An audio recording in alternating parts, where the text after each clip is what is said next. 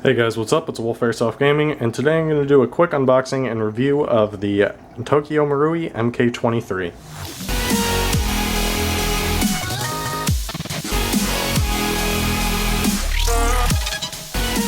So to start off with some specs about this gun, it's shooting around 300 feet per second. This is to abide by Japan's .98 joule limit. It's a non-blowback, and it's one of the quietest pistols in the airsoft market. This is due to the suppressor, because they are made in Japan. They are foam filled, and a few other touches that's including great gas efficiency. There is a test on YouTube that's about 175 rounds with one gas fill. Now, because this is non-blowback, it doesn't mean that it takes CO2. It actually utilizes green gas or propane. Technically, the original magazines are only willing to accept HFC 122, something like that, a lower powered gas that's even lower than green gas. Putting green gas or propane in the stock magazine will cause it to leak, but it'll still hold it. So there's some background information about the gun. It does come in this nice case right here. It comes with a paper outer. I don't have that. I got this used because they are discontinued, I believe so. If not, they're extremely hard to find, and I found one retailer that had them, but I was able to get it for a lot cheaper via eBay. The average price used selling goes for about $180 to $200.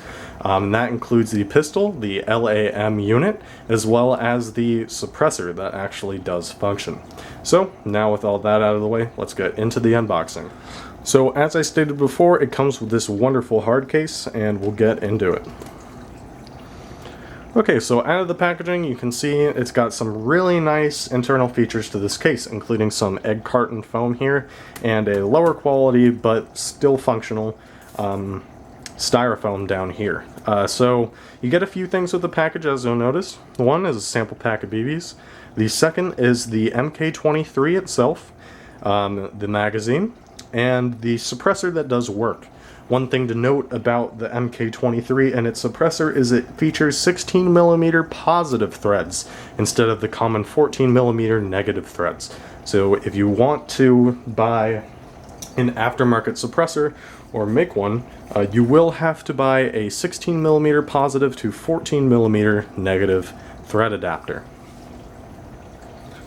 So first things first, we'll get down to the pistol.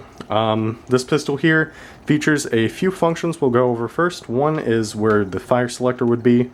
This actually cocks it back. You can hold it, and if you release it, occasionally the hammer goes back. I don't know what that does. The safety is featured right here. So when you have the safety like this, it disables the trigger. If you have it down, you're able to do that. Now, because this is a non-gas blowback, it's a non-blowback, you're going to have to, every time you pull the trigger, not only do you have to pull the hammer back and then release it, as opposed to normal gas blowbacks where you would just have to pull the trigger and release the hammer because the blowback would already cock it for you. Despite that, I still really love this pistol to death.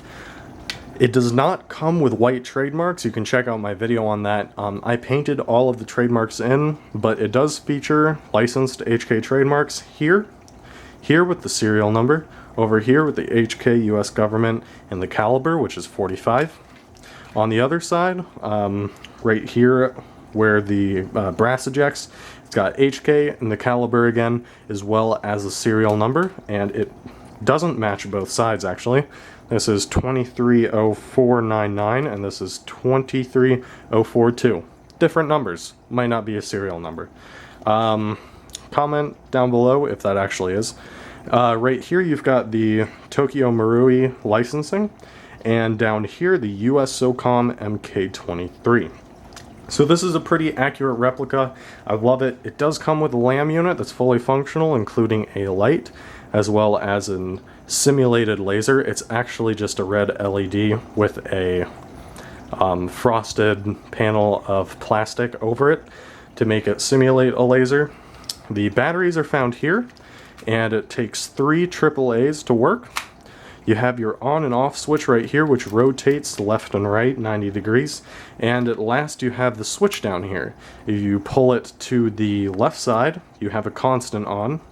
center is off, and if you flick it to the right, it has a momentary on switch. So it's cool that it features 2 different modes. Another amazing feature on this pistol, although it is a non-gas blowback, meaning when you pull the trigger, the slide doesn't move at all, it actually is able to move. And you can cock it back there, and the brass ejecting protector stays forward like a normal slide would, and you can see the loading nozzle right here. So that is really cool. To access the hop-up on this gun, you're going to have to take the slide off, and there is a wheel there. It is a very good hop-up system, like most Maruis are, but it is a little bit inconvenient to access, unlike most gas blowback pistols, where it's located right there, and they include a tool to tune it. You do have to give and take with this pistol, but overall, it's absolutely wonderful. Now we'll go on to a few other things. Also, another thing to notice, when you remove the pistol, you'll see a 200 millimeter cleaning rod. So that's cool they included that, and engraved right here it says SOCOM MK23. Moving on to the next thing, which is the magazine.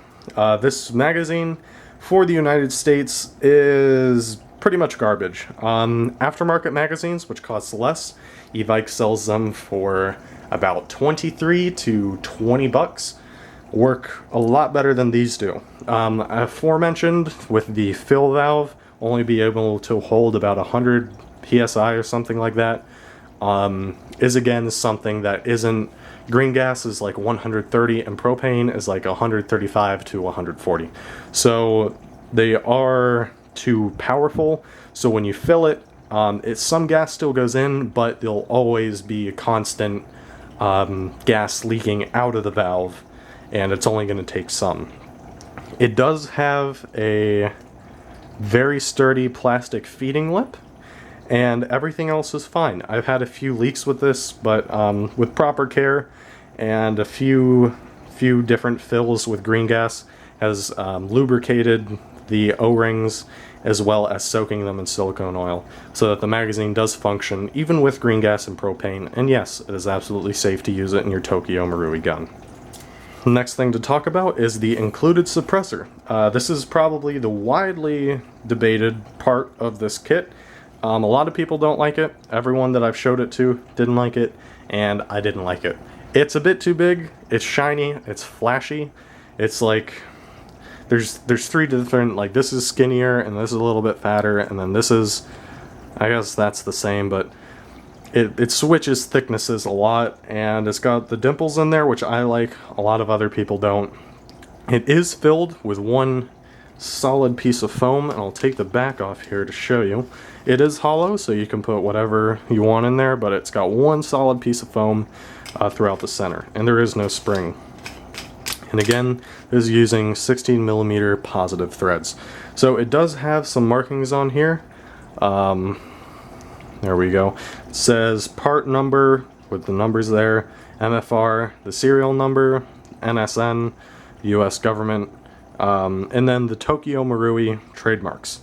What I have opted to use instead of this is a custom suppressor that I made with solid filled foam and a 16 millimeter positive to 14 millimeter negative adapter. They're literally just about the exact same decibel. And as you can see here, the one that I made is smaller in diameter, and it's also a little bit shorter, and it's a lot lighter since this is made out of lighter material than this is. This is just really big. It interferes with the sights and everything. It functions well, and if you want to keep true to the original kit, go ahead and use it. And that's what I will feature in this video. The big question is sound. How quiet is this pistol? Quiet enough to play Splinter Cell and not hear someone get shot. I actually went and did a game with my friends yesterday night, and it was pitch black, and we maneuvered around a large acreage, and we had patrols out, and I was able to, using this pistol, to stealth kill a lot of people, and all that the enemy team was able to hear was, well, they didn't hear anything, they didn't see anything until they came back and realized that their teammates were shot. So it's absolutely quiet. Without the suppressor, it's still pretty damn quiet. It is extremely gas efficient, and overall, if you are a sniper, this pistol is an absolute must-have. I saw some videos on YouTube about it, I researched it, and I had to have one for my stealth kit. So, that about wraps it up for this episode of Wolf Airsoft Gaming. I hope you guys enjoyed the video. I'll be upgrading this Tokyo Marui MK23 pistol, so expect to see more videos about it. That about does it for this unboxing. Hope you guys liked it, and I'll see everyone in the next video.